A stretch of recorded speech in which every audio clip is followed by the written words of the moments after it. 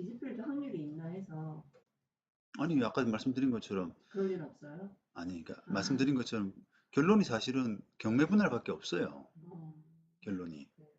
다른, 지금, 뭐, 상대방은 뭐 어떻게 주장해요, 그러면? 그러니까 뭐 아직 그 아니, 무슨 1심에서. 아, 어, 그 분할은 해야 되거든요. 예, 근데 근데 이제 이제, 그 시세보다 너무 작은 금액을 저희한테 주려고 하는 거거든요. 그러니까 안 준다는 건 아니, 아니고. 그게 아니라 이제 그거는 현물 분할이 원칙이고, 네네. 그다음 예외가 경매 분할인데, 네. 이 사건은 현물 분할하기가 조금 네. 어려워요.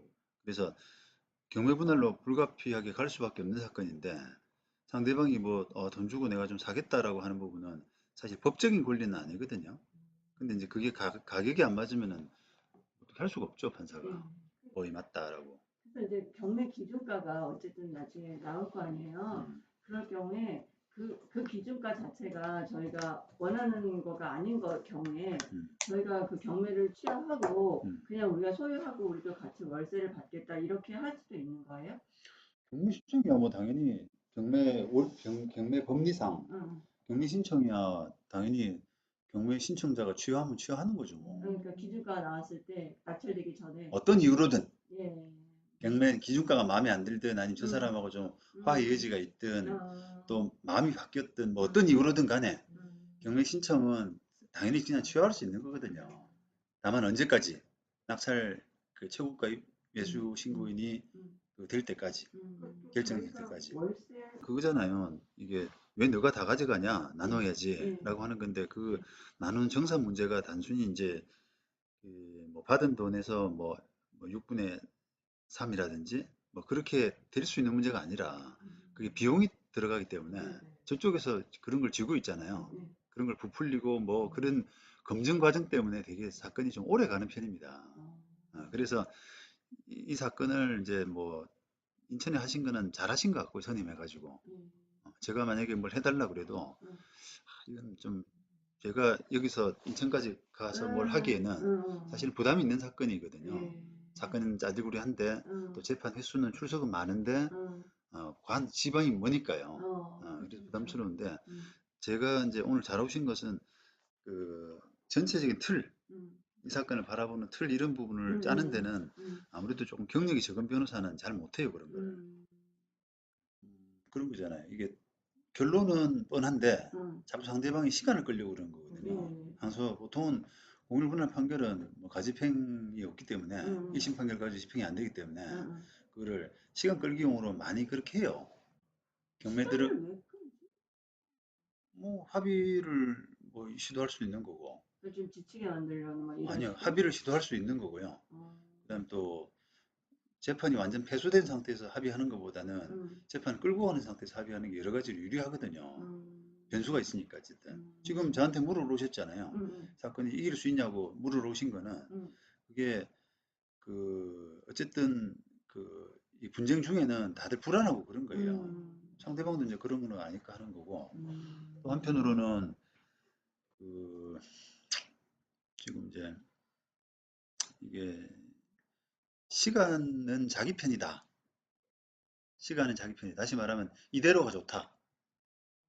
어, 확정 안 되고 음, 공일분할 판결 나서 경매 들어가고 하는 것보다는 음, 지금 내가 월세 받고 내가 주물럭주물럭 내가 마음대로 하기 때문에 지금 이 상태가 좋다라고 하는 사람들이 보통 시간을 끌려고 하는 거예요. 그러니까 당연히 그 사람이 왜 저기 항소했나요? 라고 하는 부분은 전혀 사실 법률적으로는 의문이 아니죠. 왜냐하면 너무나 상대방 입장에서는 지극히 합리적인 행동이니까. 근데 월세가 쌓이고 어차피 나중에 줘야 되는 상황들인데. 아까 그렇게 말씀드리잖아요. 어, 비용 부분을 떨 수 있다니까요. 비용을 만들어내는 거죠, 이제. 예를 들면 공사를 시키고 어, 아는 사람한테 이거 뭐 고정 냈으니까 공사를 시키고 그 다음에 그 공사에 대해서 리베이트를 받고 어, 500만 원 시켰는데 250만 원 받고 근데 그 공사가 500만 원짜리인지 250만 원짜리인지 검증이 안 되거든요. 보통은. 그런 걸로 해서 빼먹는 거죠, 이제. 음, 그러니까 이거를 부당이득 반환 소송 할 때부터 그 변호사가 이런 이야기를 해줘야 돼요. 그러니까, 월세에서 그걸 월세에서 내가 n분의 1만큼 받을 수 있다고 생각하는 자체가 너무 음, 순진한 겁니다. 그러니까 이게 저희. 근데 이 사건은 어쨌든 결론이 비교적 이제 결론이 유리한 사건이기 때문에 부담은 별로 없는 사건이에요. 그래서 저도 이제 사실은 뭐 내가 수임을 생각한다 그러면은 2심에서 한다 그러면 저는 이제 멀기 때문에 제 입장에서는 멀기 때문에 한 550은 받아야 될 것 같고 제가 보내드리는 방법은 그냥 한 110만 원 정도로 해서 당사자가 나가는 것을 보내드립니다. 저한테 서면만 맡기시고 서류만 저희들이 써드리고 출석은 본인이 하시는 걸로 보내드려요. 충분해요, 그 정도로도.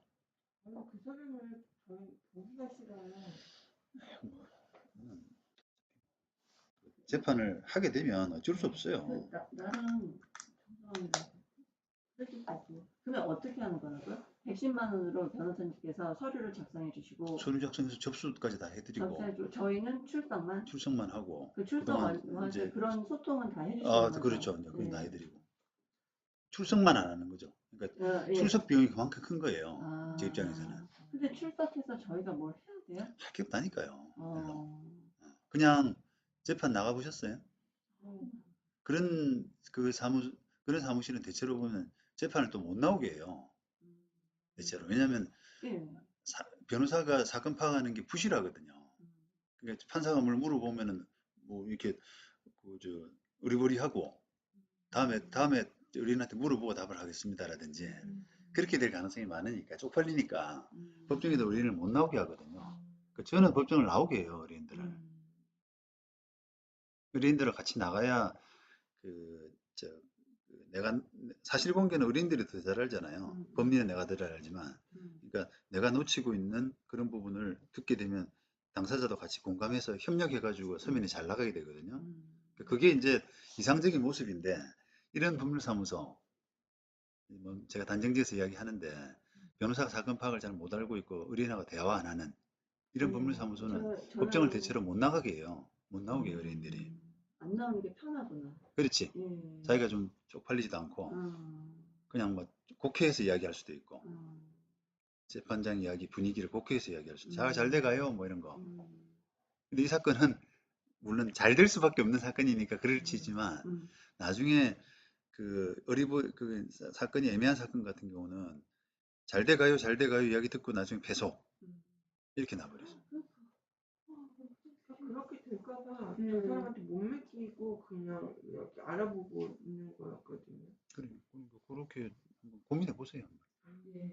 그러면 저희가 만약에 변호사님께 하기로 하면 그 단톡방에 톡 보내고 그렇게 연락드리면 되는 거죠? 그렇죠. 그렇게 소통하시면 되죠. 그리고 또 이 사건은 뭐 이제 저는 뭐 이런 부동산 전문이니까 경험이 많거든요. 이 사건에 경험이 많으니까 웬만큼 다 거의 즉답이 가능해요.